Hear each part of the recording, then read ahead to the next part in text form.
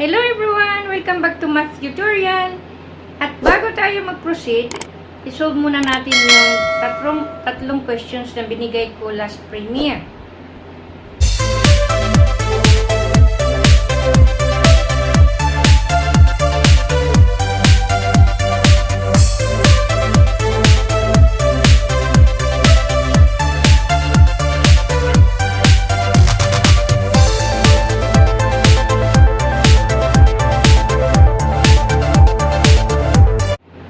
Find the value of x from the equation. Square root of x plus 2 times square root of 2x plus 3 is equal to 3. Now, we're applying the properties of radical. For example, square root of x, this can be written as x raised to the power 1/2. Now, x raised to the power 1/2, if you have to multiply it by 2, the result will be this one cancel. It will be x to the raised to the power 1 or it will be equal to x. So yun, i-apply natin yan dito. Ang x, ito yung x. So, ang resulta, you can be written as x plus 2 square root of 2x plus 3 raised to the power 1/2. Yan. So, kung i-multiply natin yan both sides, ang resulta, x plus 2 square root of 2x plus 3, it will be, so 3 times 3 will be 9. Again, we have to get rid of this square root. So again, you can transfer this one to here, so it will be 9 minus x. 9 minus x. And then, to get rid of this square root, we have to raise it both sides to the power 2. Now, what will happen? 2 times 2 will be 4, so this one will remain to be 2x plus 3 because this is square root raised to the power 2 is equal to 9 minus x. It will be raised to the power 2. Simplifying all this one will result to this 8x plus 12 is equal to 81 minus 18 plus x squared. Now, in order to complete this square, we have to add 100 because, see, meron na tayo sa center 26. So, 26 divided to 13. So, 13 times 13 is 169. So, meron tayong 69. So, kung makagawa to complete the square, i-add natin both sides ng 100. So, this equation plus 100 and the other side plus 100 also para mag-cancel din yan. After, it will remain to be like this. Just to complete the square. So, x squared minus 26 plus 69 plus 100 is 169. Then this one is equal to 100. Now, so this one we can make it as x minus 13 raised to the power 2. And this one, the 100. So, to get rid of 2, x minus 13 is equal to, this one will go to here, so square root of 100. X minus 13 is equal to, what is the square root of 100? The answer is plus or minus 10. So, x minus 13 is equal to 10. Therefore, x is equal to 23. Now, the other side, if x is equal to 13 minus 10, this is first plus 10. Second one is minus 10, so x is equal to 3. Which one you choose? X23 or X3? The X23 is too high, it is too absurd. So, we'll go to the answer of x is equal to 3. The second question, find the height each of the triangular lat. So, here we have the triangular lat. And this is the height. This is the one we're looking for. Now, there's the given, the width from A to C is 850 meter. And from A to B unknown. And B to C is unknown also. But there is an interior angles. Angle A is 12.53, angle C is 10.28, and this one, we can solve this one. We will designate this as theta. Now, we know that in interior angles, triangle, the interior angles, the total is 180 degrees. So this one plus this one plus this one is 180 degrees. Now, we have already 2 given, so we can solve this one by subtracting 180 degrees minus 12.53 minus 10.28 will result to 157.19. So, this is the theta here. Now, we have already the given interior angles. We can use the law of sine, which states that sine of this angle, for example, and over the opposite side, which is 850 meter, is equal to sine of 10.28 over the opposite side, which is equal, we designate this as R1. So, we call it R1. Therefore, simplifying this one, R1 therefore is equal to 391.5 0.29 m. So this is the one. Now, from here, because we are looking for h, so we can use the sine function which states that it is the opposite over the hypotenuse.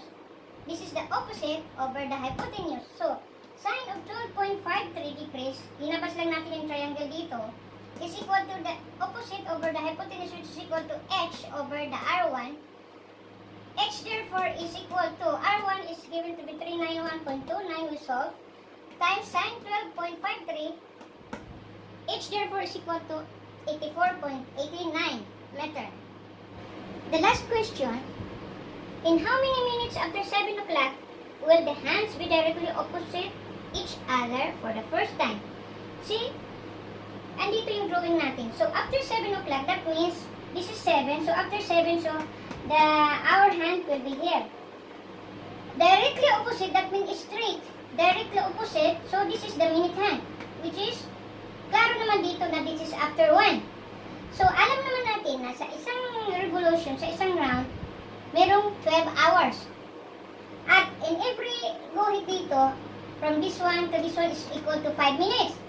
So, klaro na dito sa ano natin, sa drawing na, meron na agad 5 minutes. So, this one, the minute hand is from here to here is equal to 5. And, plus this one, ito, from this one to this, that is before 2. So, hindi pwede naging 10 minutes. So, 5 plus this one, so we designate this one from here, starting from here, going to where is the minute hand, we designate it as x. So this is x. So x therefore is equal to 5 minutes, which is from here to here is 5 minutes plus, we call this one as x over 12. That is a part because going around is 12 hours. So part of it, which is x over 12. We call this one from here to here as x over 12. Therefore, x, as we said, is equal to 5 minutes plus this, which is equal to x over 12.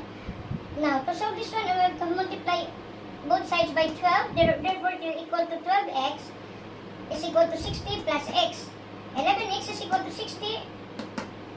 The time, therefore, the minute, therefore, is equal to 5.45 minutes. So, from this here to this one, the answer is 5.45 minutes. An inverted conical container has a diameter of 42 inches and a depth of 15 inches.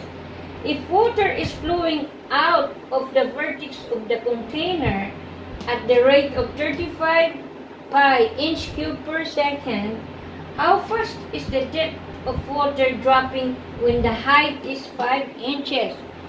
Now here we will draw the diagram of the inverted conical shape. If this is the cone,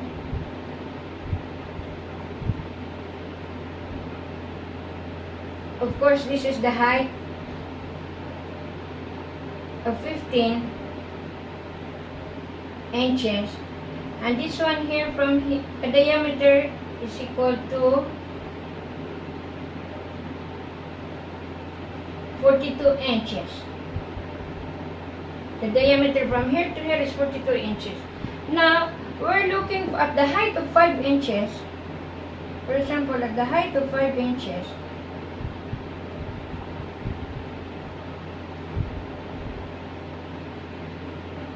we will know the rate of change, how was the depth of water dropping when the height is 5 inches. When the height is 5 inches, so how fast? That means dH over dt, the rate of change of the height, when it comes to time. So it will come out from the vertex. This is the vertex. This is the vertex. Now to solve this one, of course, we will use the formula for the volume of a cone. The volume of a cone is equal to 1/3 pi r squared h, where h of course the height and r is the radius, half of the diameter. Now, for example, see this one. We have the triangle. Looking at the front side, this one the height is 15, and this one here is of course 21. the radius, inches. So at the height of 5, here is, for example, we'll see here, this is the height 1, and this is the radius 1 here. The radius from here to here. So we can make ratio, we can use ratio and proportion, which is equal to this one, because it will become as a triangle. So here we can have 21. This one is to the height of 15, which is this one, is equal to R1, the radius from here to here, which is R1, over the height, which is H1. So R1 therefore is equal to H1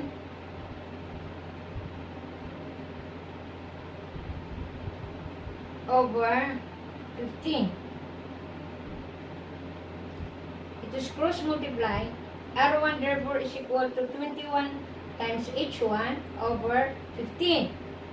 So this one. So this one, this R we can substitute in here. So volume, which equal to 1/3 pi R1 squared H1, 1/3 pi times R1, which is 21, H1 over 15 times H1. So simplifying this one will be equal to 49 over 75 pi H cube. We have to find the derivative of this volume. dV dt therefore is equal to 49 over 75 pi times derivative of this one, h is equal to 3 h squared dh, the derivative of h with respect to time. Now here, we have here the given 35 pi inch cube per second. This is the rate. The rate of change of the volume when it comes to time. So this is the dV dt. And so we'll substitute this one and this one. So it will be 35 pi is equal to 49 over 75 pi 3h squared dh dt. Therefore, 35 pi is equal to 49 over 75 pi 3 times the height, which is equal to 5 inches squared dh dt. Simplifying all this one, this is negative here because this one, the water is coming out. That means it's reducing, it's coming out. So we designate this as negative 35 pi. Therefore, simplifying this one, dh over dt therefore is equal to minus 5 over 7 inch per second. Yan ang sagot natin sa tanong